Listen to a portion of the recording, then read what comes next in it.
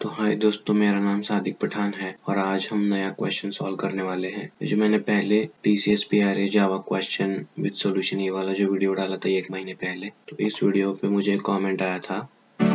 ये है वो क्वेश्चन जो कि जानवी टी इन्होंने पूछा है। तो आज ये वाला क्वेश्चन हम सॉल्व करेंगे। इसको मैंने कॉपी करके नोटपैड में यहाँ पर पेस्ट किया है। तो आज हम ये वाला क्वेश्चन सॉल्व करेंगे, ठीक है। तो दोस्तों, ये जो क्वेश्चन है जिसके अंदर हमें क्लास प्लेयर क्रिएट करना है, ये वाला जो क्वेश्चन है वो TCS IPA मतलब कि आयन प्रोक्टर्ड असेसमेंट इस एग्जाम के अंदर ये क्वेश्चन पूछा गया था। तो इस क्वेश्चन को आज हम सॉल्व करेंगे। इस क्लास के अंदर हमें 4 एट्रीब्यूट्स क्रिएट करने हैं, डिक्लेयर करने हैं। पहला है इंटीजर टाइप का आईडी, दूसरा स्ट्रिंग टाइप का कंट्री, तीसरा स्ट्रिंग टाइप का साइड, चौथा डबल टाइप का प्राइस। तो मैं क्या करता हूँ, इधर पहले क्लास प्लेयर क्रिएट करूंगा, क्लास प्लेयर, उसके बाद इंटीजर आईडी, उसके बाद स्ट्रिंग कंट्री, उसके बाद स्ट्रिंग साइड और उसके बाद डबल प्राइस, ठीक है। मुझे गेटर और सेटर भी लिखना है, पैरामीटराइज्ड कंस्ट्रक्टर भी लिखना है, ठीक है। तो मैं पहले पैरामीटराइज्ड कंस्ट्रक्टर लिखूंगा, ठीक है। मैं क्या करूंगा, डबल शिफ्ट प्रेस करूंगा, यहाँ पर सर्च करूंगा कंस्ट्रक्टर, सबको मैंने सिलेक्ट करना है और ओके प्रेस करना है, ठीक है। अब आप देख सकते हो यहाँ पे कंस्ट्रक्टर आ गया है लिख के। उसके बाद गेटर और सेटर भी लिखना है, गेटर एंड सेटर, ठीक है। वही करूंगा मैं, शिफ्ट को 2 टाइम्स प्रेस करूंगा, उसके बाद सर्च करूंगा गेटर एंड सेटर, ठीक है। क्लिक किया, लिस्ट आएगी वेरिएबल्स की, सबको सिलेक्ट किया, ओके। देख सकते हो यहाँ पे गेटर्स और सेटर्स आ गए लिख के। ये जो अपना क्लास प्लेयर है इसका कंस्ट्रक्शन हो गया लिख के पूरा। मैं क्या करूंगा, इम्पोर्ट करूंगा स्कैनर को, import java.util.scanner और एरेज को भी इंपोर्ट करना है मुझे, import java.util.arrays, ठीक है। अब मुझे क्या करना है, ये जो अपना क्लास प्लेयर है इसके ऑब्जेक्ट्स को स्टोर करने के लिए एक एरे क्रिएट करना पड़ेगा। तो मैं एक एरे क्रिएट करूंगा और उसका साइज में 4 लूंगा। 4 क्यों? क्योंकि इनपुट में ये जो अपना इनपुट है इसके अंदर 4 ऑब्जेक्ट्स है, 1 2 3 और 4 ऑब्जेक्ट्स है। तो चारों ऑब्जेक्ट्स को मुझे कहीं पे स्टोर करना पड़ेगा इनपुट लेने के बाद। तो इसलिए मैं एक एरे क्रिएट कर रहा हूँ जो प्लेयर के ऑब्जेक्ट्स को स्टोर करता हो और उसका साइज में 4 लूंगा, ठीक है। मैं लिखूंगा प्लेयर, उसका उस एरे का नाम मैं दूंगा प्लेयर्स, ठीक है। Players is equal to new player, size में दूंगा 4, ठीक है। और मुझे स्कैनर का ऑब्जेक्ट क्रिएट करना होगा। मैं लिखूंगा scanner sc is equal to new scanner और यहाँ पर लिखूंगा system डॉट इन, ठीक है। उसके बाद मुझे फॉर लूप लेना पड़ेगा और i की वैल्यू 0 से स्टार्ट होगी और i की वैल्यू लेस देन 4 तक चलेगी, मतलब 0 से लेके 3 तक चलेगी। और जब i की वैल्यू 0 होगी तब मैं क्या करूंगा, मैं इस ऑब्जेक्ट के डिटेल्स को प्रोग्राम के अंदर लूंगा एज ए इनपुट। जब i की वैल्यू 1 होगी तब मैं इस ऑब्जेक्ट को लूंगा, जब i की वैल्यू 2 होगी तब मैं इस ऑब्जेक्ट को लूंगा, और जब i की वैल्यू 3 होगी तब इस ऑब्जेक्ट को लूंगा, और जब i की वैल्यू 4 हो जाएगी तब ये फॉर लूप खत्म हो जाएगा। और फॉर लूप खत्म होने के बाद ये वाला एक इनपुट बचा है बैटिंग, इस स्ट्रिंग को मैं ये फॉर लूप खत्म होने के बाद एक वेरिएबल के अंदर इस इनपुट को लूंगा। आई होप आपको इतना समझ में आ गया होगा। तो मैं क्या करता हूँ, पहले मान लो i की वैल्यू है 0, तो मैं क्या करूंगा, मुझे इस ऑब्जेक्ट के डिटेल्स को इस फॉर लूप के अंदर एज ए इनपुट लेना है। तो पहले मैं 1 को लूंगा। 1 को कैसे लूंगा, मैं लिखूंगा इंटीजर ये वेरिएबल के अंदर लूंगा उस 1 को, is equal to sc dot next int, ठीक है। नेक्स्ट इंट इंटीजर वैल्यू को इनपुट लेने के लिए हमें इस नेक्स्ट इंट मेथड की जरूरत है, ठीक है। अब नेक्स्ट इंट लिखा है तो sc डॉट नेक्स्ट लाइन लिखेंगे। अब ये जो 1 है हमारा, ये 1 a के अंदर आ गया, ठीक है। i की वैल्यू 0 है अभी, i की वैल्यू जब 0 है तब की बात चल रही है। अब इंडिया को लेना है, स्ट्रिंग टाइप के बी वेरिएबल के अंदर लूंगा उसे। मैं लिखूंगा string B is equal to sc dot next line. Next line ये मेथड स्ट्रिंग को इनपुट लेने के लिए इसका यूज होता है, ठीक है। अब बैटिंग को भी लेना है, बैटिंग को सी वेरिएबल में लूंगा जिसका टाइप स्ट्रिंग होगा। C is equal to new sc dot next line. अब ये जो 2,25,0 ये जो कुछ भी वैल्यू है उसको भी मुझे लेना पड़ेगा। मैं लूंगा उसको डबल टाइप के डी वेरिएबल के अंदर, ठीक है। sc डॉट नेक्स्ट डबल, और नेक्स्ट डबल लिखने के बाद sc डॉट नेक्स्ट लाइन लिखना, ठीक है। अब मैंने यहाँ पर डी का जो टाइप है वो डबल क्यों लिया, क्योंकि ये जो अपना क्लास प्लेयर है इसमें जो 4th एट्रीब्यूट है वो है प्राइस। तो ये जो वैल्यू है ना, ये जो ऑब्जेक्ट है इसकी प्राइस है, ठीक है। तो ये जो इंडिया का प्लेयर है ना उसकी प्राइस है ये वाली। तो ये जो प्राइस का जो टाइप है वो डबल, इसलिए मुझे ये जो वैल्यू है इसको एक वेरिएबल के अंदर स्टोर करने पड़ेगा जिसका टाइप डबल होगा, इसलिए मैंने डबल लिया है। ठीक है, तो अब मान लो i की वैल्यू 0 है, तो मैं क्या करूंगा, ये जो चारों वैल्यूज है इनको a b c d in variables के अंदर लिया। अब ऑब्जेक्ट क्रिएट करूंगा, मैं लिखूंगा न्यू प्लेयर और यहाँ पर a, b, c, d ऐसे लिखूंगा। अब इस लाइन का मतलब क्या हुआ, हम एक नया ऑब्जेक्ट क्रिएट कर रहे हैं इन डिटेल्स को यूज करके। ठीक है, अब ऑब्जेक्ट को मैंने क्रिएट किया, उसे स्टोर करना पड़ेगा। स्टोर कहाँ पे करूंगा, ये जो अपना प्लेयर्स है ना, प्लेयर्स इस एरे के अंदर स्टोर करूंगा और इस एरे के ith पोजीशन पे स्टोर करूंगा। i की वैल्यू 0 है तो प्लेयर्स के 0th इंडेक्स पे मैं स्टोर करूंगा इस ऑब्जेक्ट को। तो मैं लिखूंगा प्लेयर्स ऑफ i। अब मान लो i की वैल्यू 1 हो गई, तो ये जो 2 ऑस्ट्रेलिया बैटिंग ये जो वैल्यू है इसको मैं ए बी सी डी इन वेरिएबल्स के अंदर लेके ऑब्जेक्ट क्रिएट करके प्लेयर्स ऑफ 1 में स्टोर करूंगा, क्योंकि तब i की वैल्यू 1 होगी। और जब i की वैल्यू 2 होगी तब इन वैल्यूज को मैं ए बी सी डी इन वेरिएबल्स के अंदर लेके ऑब्जेक्ट क्रिएट करके प्लेयर्स ऑफ 2 में स्टोर करूंगा। और जब i की वैल्यू 3 होगी तब मैं इन वैल्यूज को ए बी सी डी इन वेरिएबल्स के अंदर लूंगा एज ए इनपुट, नया ऑब्जेक्ट क्रिएट करूंगा और प्लेयर्स ऑफ 3 में स्टोर करूंगा। अब i की वैल्यू बढ़ जाएगी 4, तो 4 इज नॉट लेस देन 4, तो ये कंडीशन फॉल्स हो जाएगी, फॉर लूप अपना खत्म हो जाएगा।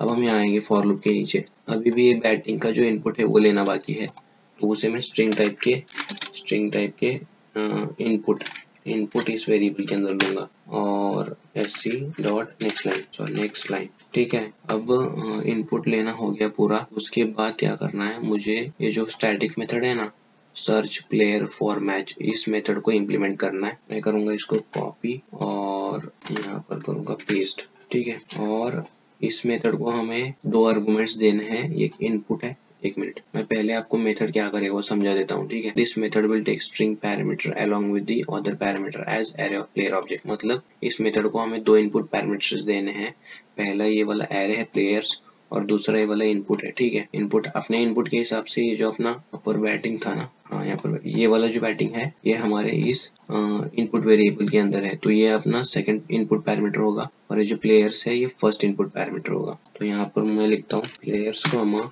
इनपुट। ठीक है, और ये वाला जो अपना मेथड है, हाँ ये मेथड क्या रिटर्न करेगा, it will return an array of players where the string parameter appears in the side attribute with case insensitive search। अब इसका मतलब क्या हुआ, अब इसका मतलब ये हुआ कि अब मान लो अपना ये वाला इनपुट है जिसमें ये पहला ऑब्जेक्ट है इंडिया का, जिसका ID 1 है, ये जो ऑस्ट्रेलिया का ऑब्जेक्ट है, श्रीलंका का ऑब्जेक्ट है और इंग्लैंड का ऑब्जेक्ट है। इंडिया का जो ऑब्जेक्ट है उसकी साइड बैटिंग है, ठीक है, और जो ऑस्ट्रेलिया का ऑब्जेक्ट है उसकी साइड भी बैटिंग है और श्रीलंका का जो ऑब्जेक्ट है उसकी साइड बॉलिंग है, इंग्लैंड का जो साइड है वह बॉलिंग है। ठीक है, अब यहाँ पर अपने पास जो इनपुट है उसके अंदर है बैटिंग, तो हमें सर्च करना है इसमें से, ये जो 4 ऑब्जेक्ट्स है इसमें से ऐसा कौन सा ऑब्जेक्ट है जिसका साइड बैटिंग है, हमें ये सर्च करना है। तो ये जो पहला अपना ऑब्जेक्ट है इंडिया का उसकी भी साइड बैटिंग है। ठीक है, और ये जो अपना ऑस्ट्रेलिया है ऑब्जेक्ट उसकी भी साइड बैटिंग है, इसके श्रीलंका की साइड बॉलिंग है और इंग्लैंड की साइड बॉलिंग है। तो इंग्लैंड का जो ऑब्जेक्ट है और श्रीलंका का ऑब्जेक्ट है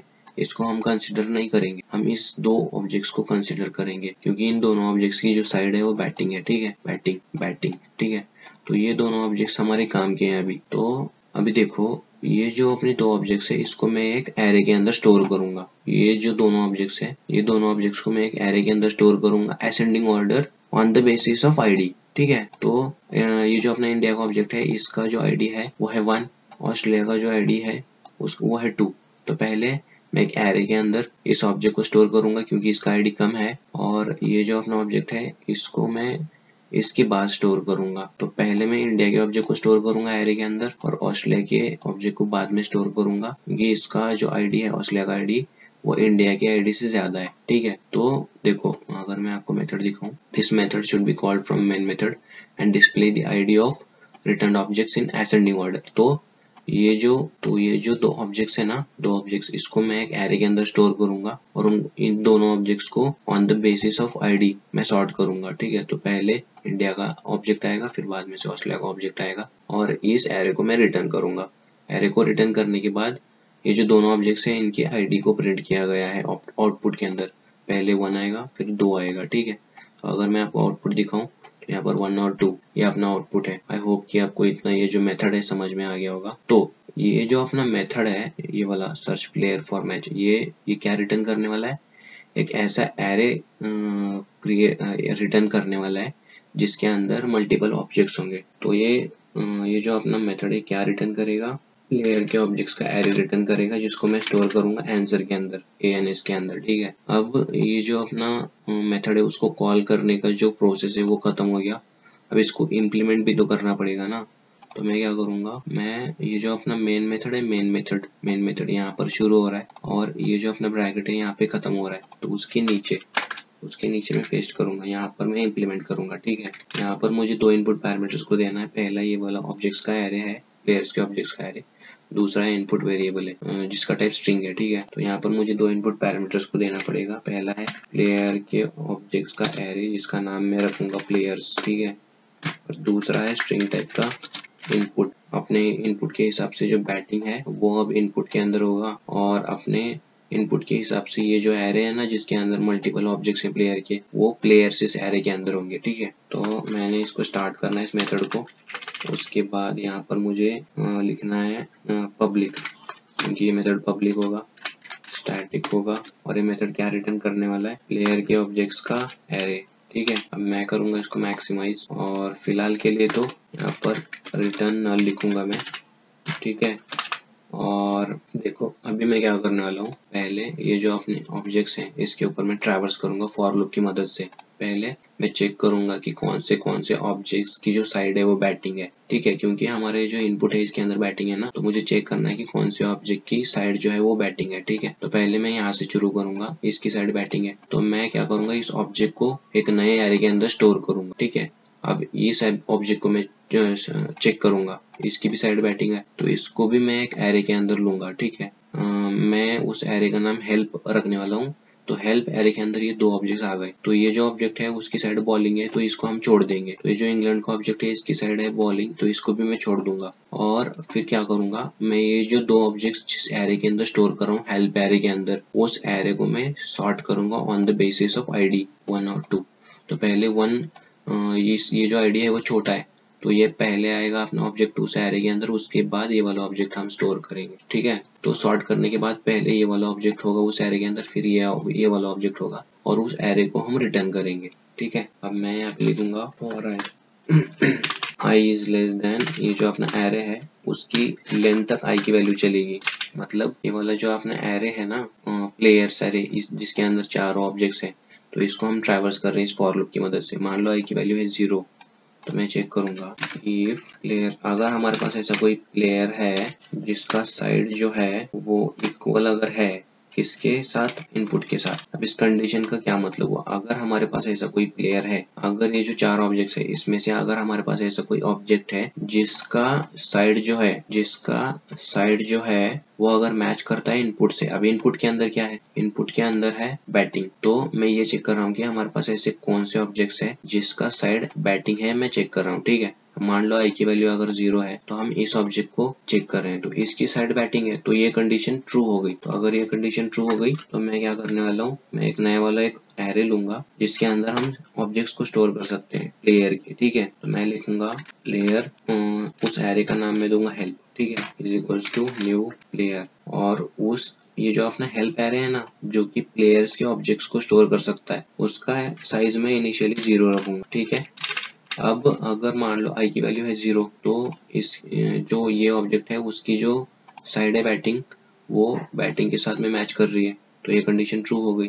तो मैं क्या करूंगा, ये जो अपना हेल्प एरे है उसकी साइज 1 से बढ़ाऊंगा। तो मैं कैसे करूंगा वो, मैं लिखूंगा help is equals to arrays, ठीक है, arrays dot copy of function का यूज करूंगा। और यहाँ पर मुझे 2 इनपुट पैरामीटर्स को देना है, एक है हेल्प खुद और दूसरा है हेल्प डॉट लेंथ, एक अपना इनपुट पैरामीटर होगा हेल्प और दूसरा होगा हेल्प डॉट लेंथ +1। अब लेंथ +1 क्यों लिखा है, क्योंकि हमें ये जो अपना एरे है हेल्प उसका जो लेंथ है वो 1 से बढ़ाना है, इसीलिए मैं यहाँ पे लेंथ +1 लिखा हूँ, ठीक है। तो इस लाइन से क्या हो गया, अपना जो हेल्प एरे उसका साइज, उसका जो लेंथ है वो 1 से बढ़ गया। अब 1 से बढ़ गया तो उसके अंदर हम ऑब्जेक्ट को स्टोर कर सकते हैं। तो मैं क्या लिखूंगा, help of help dot length -1 is equals two players of i। अब इसका मतलब क्या हुआ, मान लो i की वैल्यू 0 है, ठीक है। अब 0 है तो हम इस ऑब्जेक्ट को चेक करेंगे, ठीक है। अगर उस ऑब्जेक्ट का जो साइड है वो इनपुट से अगर मैच करता है तो इस ऑब्जेक्ट का जो साइड है वो है बैटिंग और इनपुट में भी बैटिंग है तो मैच कर गया, तो ये वाली कंडीशन ट्रू हो गई जब i की वैल्यू 0 होगी। जब i की वैल्यू 0 होगी तो ये कंडीशन ट्रू हो गई। तो हेल्प का जो अपना एरे है उसका साइज मैंने 1 से बढ़ाया और अब 1 से बढ़ाने के बाद हेल्प का जो लेंथ है वो है 0, तो हेल्प का लेंथ है 0 और -1 जब मैं करूंगा, नहीं हेल्प का जो लेंथ है वो है 1 और -1 करूंगा तो 0 आएगा। और हेल्प ऑफ 0 में मैं क्या स्टोर करूंगा, प्लेयर ऑफ 0। प्लेयर ऑफ 0 मतलब ये वाला पूरा ऑब्जेक्ट मैं इस एरे के अंदर स्टोर करूंगा, हेल्प एरे के अंदर, ठीक है। अब मान लो i की वैल्यू हो गई 1, तो हेल्प प्लेयर ऑफ 1 मतलब ऑस्ट्रेलिया का ऑब्जेक्ट, उसकी भी साइड बैटिंग है तो ये वाली कंडीशन ट्रू हो गई।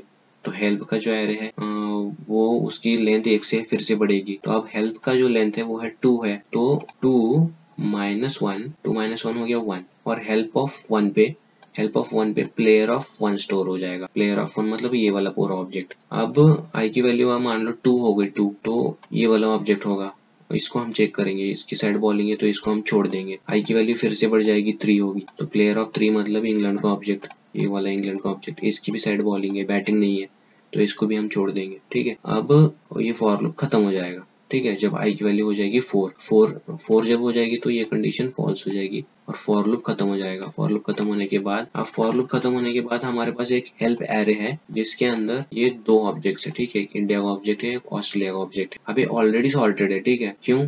क्योंकि इसको हमने पहले स्टोर किया है।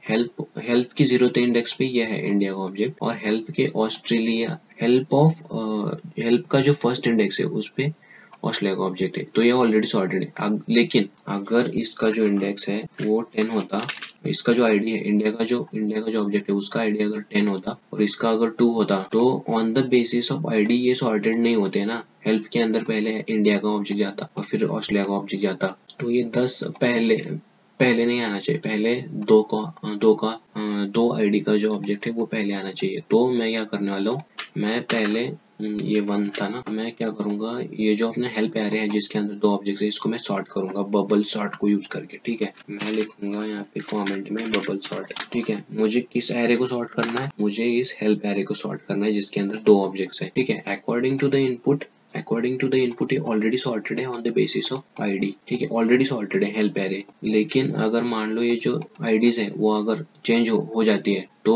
हो सकता है कि हेल्प एरे के अंदर जो ऑब्जेक्ट्स हैं वो सॉर्टेड नहीं होंगे, तो मुझे बबल सॉर्ट को यूज करके उनको सॉर्ट करना पड़ेगा। हेल्प एरे के अंदर जो ऑब्जेक्ट्स हैं उनको सॉर्ट करना पड़ेगा। तो मैं 2 नेस्टेड फॉर लूप्स लूंगा i और j वाले, ठीक है। मैं लिखूंगा और i की वैल्यू 0 से स्टार्ट होगी और i की वैल्यू कब तक चलेगी, हेल्प डॉट लेंथ -1 तक चलेगी। और इस i वाली फॉर लूप के अंदर मैं एक j वाला फॉर लूप भी लूंगा, j की जो वैल्यू है वो 0 से स्टार्ट होगी और कब तक चलेगी, हेल्प डॉट लेंथ -1 तक चलेगी। और मैं यहाँ पर एक कंडीशन चेक करूंगा कि अगर ये हेल्प ऑफ j डॉट जो अपना आईडी है वो अगर ग्रेटर है help of j +1 dot ID, ठीक है। अगर ये कंडीशन ट्रू होती है ना तो मैं क्या करने वाला हूँ, मैं स्वैपिंग करने वाला हूँ ऑब्जेक्ट्स की, ठीक है। तो मैं लिखूंगा एक टेम्पररी वेरिएबल लूंगा जिसका टाइप मैं प्लेयर दूंगा, ठीक है।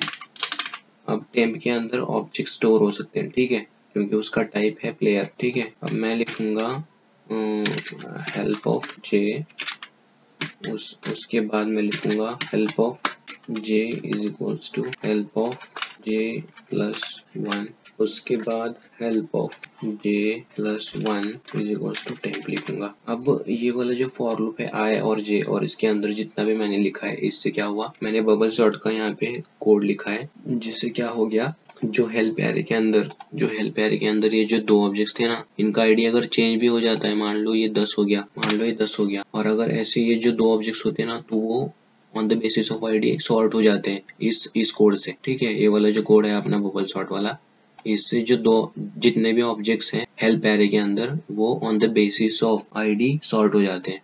आई होप कि आपको समझ में आ गया होगा। अब मुझे क्या करना है, मुझे एक कंडीशन चेक करनी है कि अगर इफ जो अपना हेल्प एरे है, अगर हेल्प का जो लेंथ है वो अगर ग्रेटर है 0 से, अगर ये कंडीशन ट्रू है तो मैं क्या करूंगा, मैं रिटर्न करूंगा हेल्प एरे को जिसके अंदर सॉर्टेड ऑर्डर में ऑब्जेक्ट्स हैं, ठीक है। अदरवाइज मैं नल रिटर्न करूंगा। ये जो अपना मेथड है उसका कोड लिख के हो गया। अब मुझे यहाँ पर क्या करना है, अब मुझे एक फॉर लूप लेना है क्योंकि अब ये जो अपना आंसर जो वेरिएबल है ना, इसके अंदर क्या स्टोर्ड है, इसके अंदर एक ऐसा एरे स्टोर्ड है। ये जो हमने यहाँ से हेल्प एरे जो रिटर्न किया था ना, हेल्प एरे जो मैंने रिटर्न किया है वो आंसर के अंदर आके स्टोर हो गया है। ठीक है, अब आंसर के अंदर दो ऑब्जेक्ट्स हैं।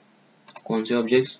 एक इंडिया का ऑब्जेक्ट है और एक ऑस्ट्रेलिया का ऑब्जेक्ट है। ठीक है, जिनकी साइड बैटिंग है, जिनकी साइड बैटिंग, ऐसे ऑब्जेक्ट्स हैं जिनकी साइड बैटिंग है और वो भी सॉर्टेड ऑर्डर्स में। तो पहले इंडिया का आएगा, पहले फिर ऑस्ट्रेलिया का आएगा। तो मुझे बस फॉर लूप लगा के उनके वो जो ऑब्जेक्ट्स हैं उनके आईडी को प्रिंट कराना, क्योंकि अपना जो आउटपुट है ना, आउटपुट यहाँ पर भी आईडीज को प्रिंट कराया हुआ है। ठीक है, तो जो अपना आंसर वेरिएबल है उसके अंदर एक ऐसा एरे है जिसके अंदर मल्टीपल ऑब्जेक्ट्स है।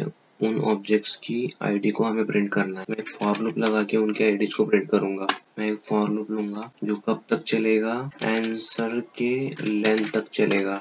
ठीक है, और यहाँ पर मैं क्या लिखूंगा, जब आई की वैल्यू 0 होगी, 1 होगी, 2 होगी, 3 होगी, तब मैं क्या करूंगा, उन ऑब्जेक्ट्स की आईडी को प्रिंट करूंगा। मैं यहाँ पे लिखूंगा answer of I dot ID. अभी जो अपना कोड है ना वो पूरा लिख के हो गया, इतना पूरा लिख के हो गया है। मैं इसको रन करूंगा। ठीक है, मैं करूंगा रन, लेकिन उससे पहले ये जो ऑब्जेक्ट्स है ना, ये जो वैल्यू है उसके नीचे मैंने स्पेस दिया, उस स्पेस को एलिमिनेट करना पड़ेगा, इस स्पेस को भी एलिमिनेट करना पड़ेगा, इस स्पेस को भी एलिमिनेट करना पड़ेगा, अदरवाइज हमें जो आउटपुट चाहिए वो नहीं मिलेगा। ठीक है, मैं करूंगा इस इनपुट को कॉपी और यहाँ पर पेस्ट करूंगा, और जैसे ही मैं एंटर करूंगा तो आप देख सकते हो यहाँ पे आउटपुट में 1 और 2 आ गया है, और हमारा जो एक्सपेक्टेड आउटपुट है वो भी 1 और 2 है। आई होप कि ये जो क्वेश्चन है आपको समझ में आ गया होगा, और अगर आपको मेरा जो एक्सप्लेन करने का तरीका है वो अगर आपको पसंद आता है तो आप चैनल को सब्सक्राइब कर सकते हो, और जिसको अगर ज़रूरत है इस तरह के